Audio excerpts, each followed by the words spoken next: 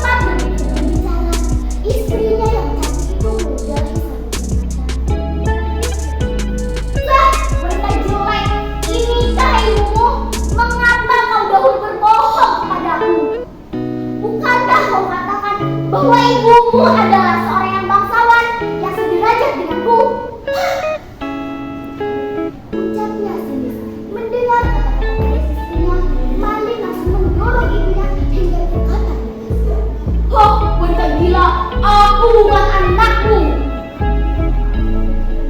Wanita itu kapan dikasih menangis dan sakit hati. Mandi rupanya tidak percaya akan perilaku anaknya. Ia jatuh terduduk sambil berkata,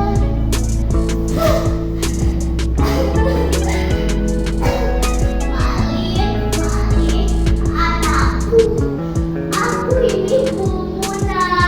Mengapa kau jadi seperti ini, nak?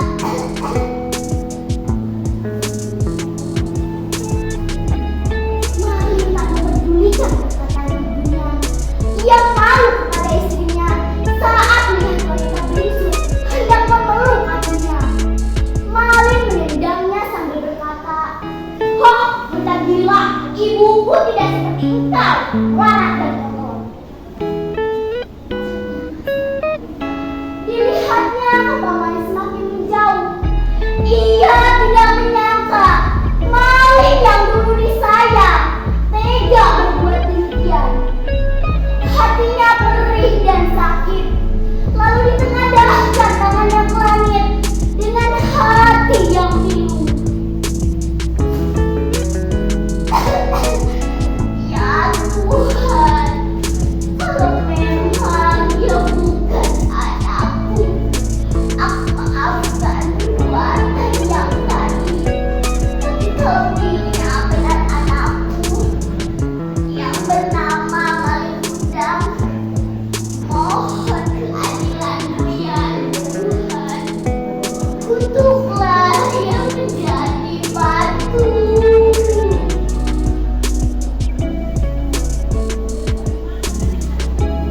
Ucap Nabi sambil menangis. Tak lama kemudian cuaca di tengah malam yang tadinya cerah mendadak berubah menjadi gelap. Hujan turun selama akibatnya. Tiba-tiba datanglah badai besar menghantam kapal Malik. Lalu sebaran petir yang menggelegar. Saat itu juga kapal Malik hancur berkeping-keping. Kemudian terbawa ombak hingga ke pantai. Ada apa ini? Tolong ampun, Bu.